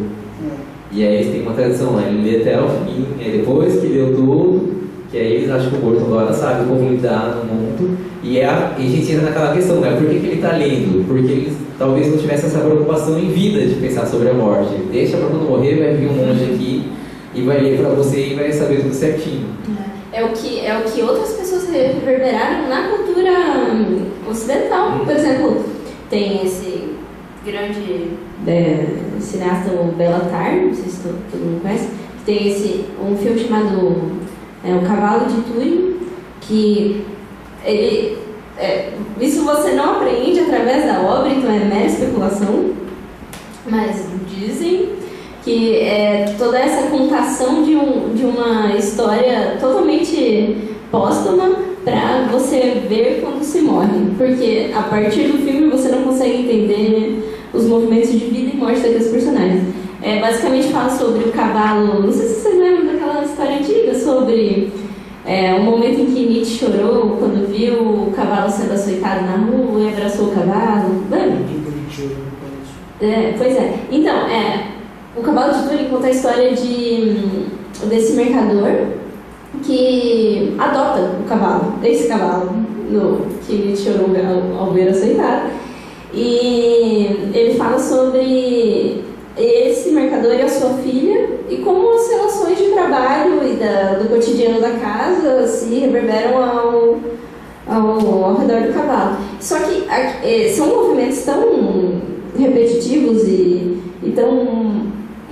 são movimentos mortuários, é como se eles estivessem se auto-sepultando. E dizem que é um filme para se ver depois de morrer, porque ele é um ato de sepulcro. É sepulcro que fala, né? É um ato de sepulcro de si mesmo. Então você assiste e parece que você está sendo sepulcrado. Você não tem a mínima ideia do que é vida, do que é morte ali. E você se vê fazendo os mesmos movimentos. Então é uma concomitância aí oriental-ocidental assim, que atingiu a arte de uma forma absurda, né? É só fazer um link com o que você falou, né, do sepulcro de si mesmo, né, o trabalho de luto. quando a gente fala trabalho de luto, o luto, ele é egoísta. Nós choramos, a gente não chora pelo morto, a gente chora por nós. Porque o morto está morto, né? Ele foi ali, ele não tem mais essa capacidade. Então a gente sabe de sentir, de repetir, de virar, a gente acaba chorando por nós. Mas o trabalho ele existe justamente para isso. Ele é como se fosse uma desconstrução. Por isso o título do meu livro é Trabalho de Luto, né? Porque aqui eu estou me desfazendo de mim, né? Tem um poema aqui que eu falo aqui, né? Meu poema só pode ser política, porque eu não faço por mim, eu desfaço por todos. E é isso que é importante, eu acho, assim, a gente ter essa percepção de que é sobre nós, né? Tem uma ordem esotérica, né? Chama Sociedade Teosófica. Dentro deles, eles têm eles falam assim que é um dos macetes para você saber se você não está sendo enganado por algum guru. Eles falam assim que o verdadeiro guru, ou religioso, líder religioso, etc., não é que ele mostra para onde você tem que ir, né? Tipo, não, a morte é isso, vamos lá. A gente na sociedade cristã, a gente tem aquela cobrança, né? Não, vai na missa do sétimo dia, você tem que ir, né? A verdade, eles falam assim na sociedade filosófica, né? O verdadeiro líder, o verdadeiro guru é aquele que aponta para você mesmo. Fala assim, não, você tem que olhar para você mesmo, que aí você tem que ir. Eu acho que a morte faz isso no trabalho do luto, e é importante essa percepção, né? E esse desapego de saber que, né, foi, né, e a vida é como se fosse assim, né? Você só pode dar passos para frente, para trás não tem como, né? Eu gosto muito quando você fala, você já falou para mim antes e falou agora sobre não reconhecer a si mesmo depois que você deu o seu próprio trabalho. Acho que essa é a maior declaração da questão do outro, é aquele que me despossui de mim, porque você é o outro de si mesmo, né? Você totalmente se despossuiu de si e não tem mais posse de absolutamente nada que é. Então você é o seu próprio outro, né? É a questão da alteridade do ser humano, que nós nos tornamos nosso próprio outro, tornamos absolutamente vulneráveis ao outro, à nossa própria concepção de ser, né? E quando a gente fala em luto, acho que é o trabalho de luto. Um dos trabalhos mais profundos de existir, que é a proclamação desse ser esgotado. Porque quando você sai em trabalho de luto, você é absolutamente esgotado, não tem absolutamente nada que você possua. E Camille diz que esse ser despossuído, esse ser esgotado, é o único que tem escrúpulos suficiente para tecer essa teia invisível que é o que é ser, né? Então, porque você está despossuído dos seus parâmetros sobre a vida ou sobre a morte, você não consegue identificar não, você não consegue atribuir identidade a si mesmo, né? Consegue atribuir a identidade de vivo, atribuir a identidade de outro, porque você está preso nessa membrana muito fina. Então, você é o único ser potente o suficiente para criar a si mesmo, né? Num trabalho de luto em que você se despossui e cria algo palpável e que nós podemos interagir com o que você é. E eu acho que assim, enquanto nós, né, enquanto eu estivermos aqui, tipo, eu estou olhando o público está olhando para mim, é um ciclo, né? Enquanto essa consciência que existe, que está percebendo isso, existe, é um ciclo.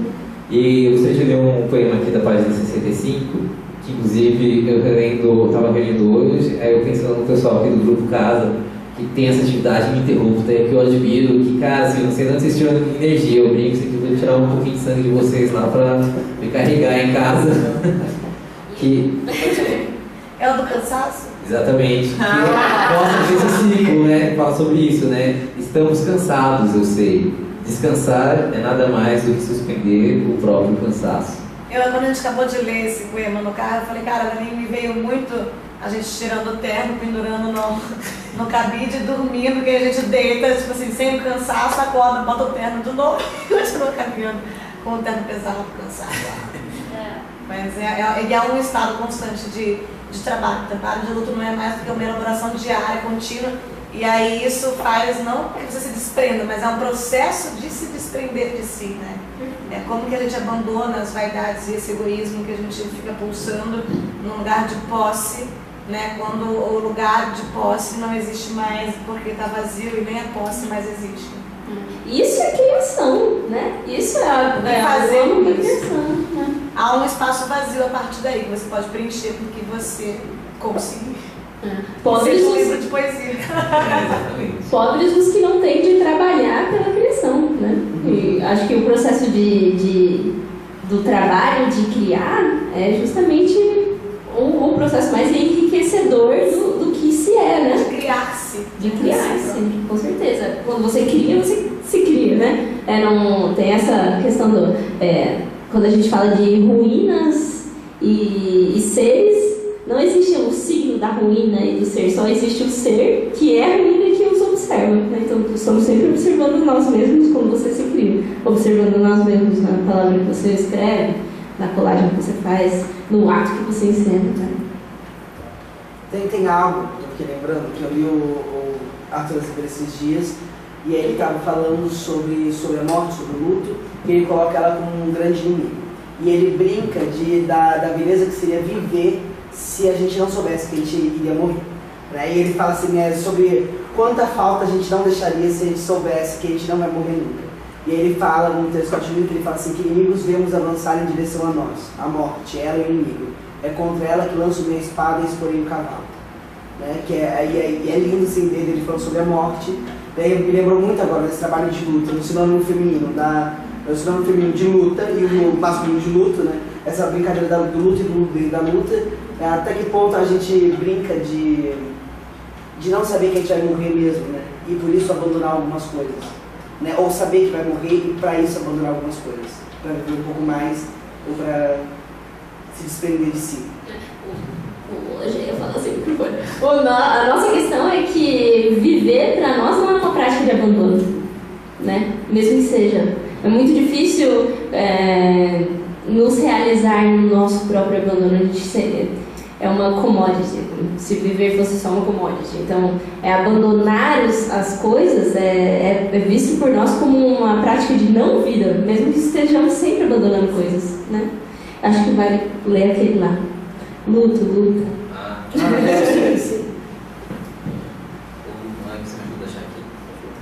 Mas quando ela me ajuda a achar aqui o poema, nessa questão é interessante ver a metáfora, uma metáfora que está muito presente na literatura e na nossa cultura assim, fantástica. A gente tem, de um lado a gente tem o dragão que acumula tesouro, né? Só acumula e vive dentro ali da montanha e está ali quase morto, né? E tem o cavaleiro, né? Que abandona tudo, deixa para ir atrás desse dragão, né? Ele está indo atrás do tesouro ou ele está deixando tudo, né? Justamente para viver, né? Porque o dragão está ali acomodado, talvez o dragão já esteja morto, né? Como se fosse o gato de Schrödinger, né? Você está dentro da caixinha e você não sabe se ele está vivo ou está morto, ele é um objetivo, né? E quantos na nossa sociedade, né? Estão apenas vivendo contra dragões, né? E quantos não estão vivendo com cavaleiros, né? Indo atrás do... Mas aí que tá difícil.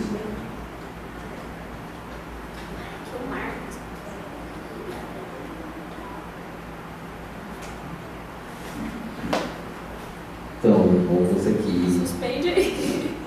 Bom, então, enquanto isso, eu vou falar tem uma tribo maranhense, eu não sei qual é a tribo, eu conheci um palhaço, é uma espécie de palhaço, não tem esse nome, que trabalha no luto. Bom, quando morre alguém, as pessoas se fecham em luto de uma semana, e depois de uma semana, esse cara tem a função de fazer as pessoas saírem do luto. Quer dizer, então esse índio, ele tem a função, que não sei, eu não lembro o nome agora. Que responsa, né? Assim, tem um luto de uma semana, decretar. Então, um pajé decretou um luto de uma semana, e depois de uma semana esse cara tem que bater de porta em porta, fazendo as pessoas entenderem que a vida continua. Eu acho isso muito legal. E aí, eu conheci esse índio num festival de palhaço lá em Fortaleza. Quer dizer, seria um pouco a função do palhaço. Fazer as pessoas entenderem a vida, mesmo apesar dos lutos, ou da luta. Apesar desse deve morrer. Não, É bem por aí mesmo. E, então, quando a gente finalizar aqui, aí a gente pode continuar debatendo depois, em pé, a gente colar a bunda na cadeira, né? A gente vai sair com a cadeira junto. E também fazer companhia com o pessoal que está ali fora ali. É o texto da quarta capa, que eu resolvi também colocar um texto que não fosse tipo pegar um enxerto, fazer um texto marqueteiro, tentei colocar um texto que seria dentro do livro por fora. E, geralmente eu sempre imagino o livro inteiro, eu acabo sendo escritor e editor do livro, porque eu imagino ele todo como se fosse uma obra de arte só. Da mesma forma que o escultor ele vai lá e pensa a pedra e termina, e a pedra é tudo aquilo ali, é a escultura, eu penso no livro do início ao fim, desde o subjetivo até o objetivo de um todo. Mas então vamos aqui. Eu gostaria de agradecer antes a presença da Fabiana e por ter aceitado o convite para participar aqui comigo aqui. A presença de todo mundo que está aqui. Eu tenho que agradecer antes de você, Leitor. Agradecer ao Grupo Casa que mais uma vez cedeu, vocês são incríveis. Eu aprendi com a Ania, assim, um mini coraçãozinho assim, vários mini coraçõezinhos. Então, eu não recuso uma oportunidade de falar sobre essas coisas mórbidas.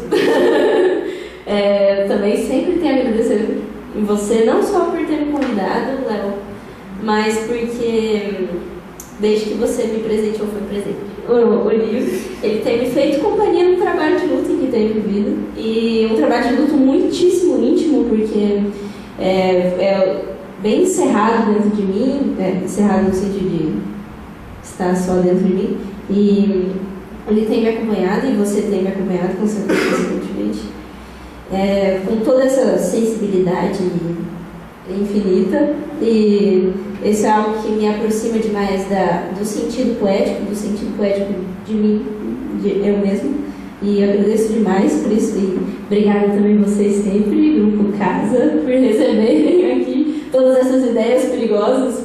Uma frase de Boa que diz: ler e caminhar pode salvar a sua vida ou te levar para a cadeia, e nós esperamos que sejam os dois. E muito obrigada a todo mundo por ouvir a gente falar abobrinhas, sempre. E pode... A gente tem que agradecer também, então, né? Porque, na verdade, é um prazer pra gente mesmo, Léo, assim, a gente por muitos momentos, a gente se sente muito sozinho, inclusive, né?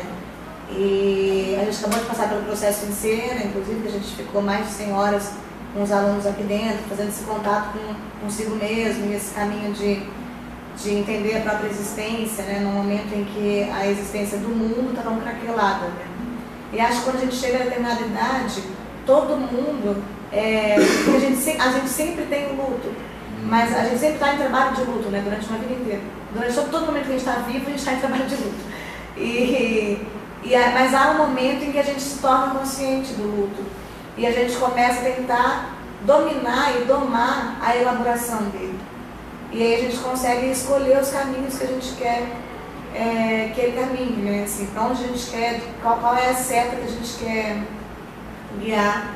E aí a gente começa a entender que a gente tem escolhas, e a partir dessa nossa existência a gente vai caminhando.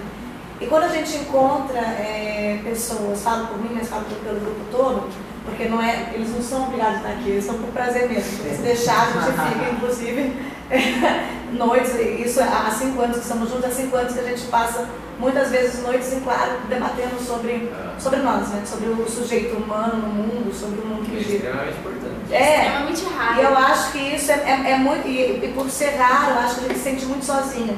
Então, quando a gente leu o livro hoje no carro, inclusive, né, a gente ficou assim, que bom, né? Que bom. Que bom, porque a gente gosta de falar, e a gente lê tanta coisa ruim também, e a gente que não tem um trabalho de si, que não tem uma entrega de si, né? Você se deu inteiro aí, e ali existe um Léo que não existe mais no mundo hoje, mas existe aí, né? Então, a partir do momento que eu tenho, ele inclusive é meu, não é mais do Léo, então é o que eu faço com a minha elaboração de luta, o meu trabalho de luta, a partir do que eu leio. E aí a gente se encontra, né? Depois de tantos anos a gente se encontra. E aí você falou a perda do amigo Careca, e aí eu falei, pô, do Google.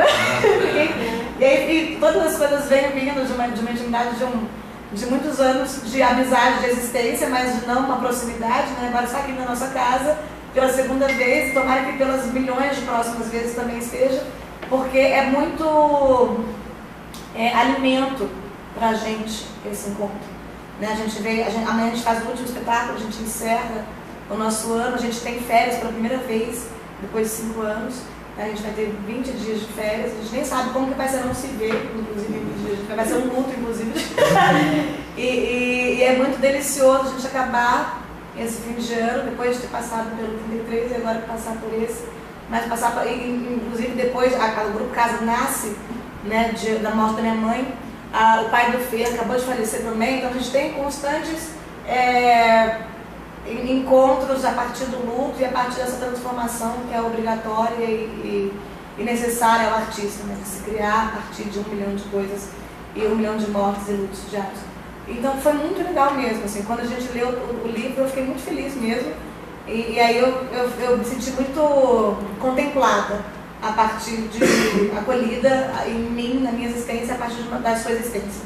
Né? Eu acho que a gente serve para isso, o artista serve para isso. Né? Encontrar as outras existências. Então seja bem-vindo sempre ao Grupo Casa, a gente chegou hoje, vocês já estavam aqui, inclusive, cara, não dá tempo que a gente vai. Sim, que o Vini recebeu muito bem, muito carinhosamente também. Então assim, sintam-se em casa, o Grupo Casa chama casa, porque é a casa, para ser casa de todo mundo, era a casa da minha mãe, e é a nossa casa, e é a casa de quem quiser ser. Né? Então, muito gostoso e é uma honra para nós receber você aqui sempre. É como se fosse aquela figura do Yin Yang, que as pessoas pensam que é opostos, né? Mas na verdade ele significa, né? O mais profundo Yin está contido no mais profundo Yang, e o mais profundo Yang está contido no mais profundo Yin, né? É uma coisa só. Então, depois dessa fala fantástica da Lígia, eu termino aqui lendo, né, a quarta capa. Chega um momento em que o luto precisa ser trabalhado, trabalho de lápide, lapidado, seja no choro ou na prosa, no silêncio ou no verso, no abstrato ou no sentimento. O luto por quem vai, para nunca mais voltar, ou de quem chega ao que muitos acreditam ser o poder sobre os outros. É aí que o luto se transforma em luta, e a luta, mesmo sob o peso do luto, precisa continuar, e não acaba nunca. Aqui um pouco do choro do poeta, mas também luta, luto, luta, luto.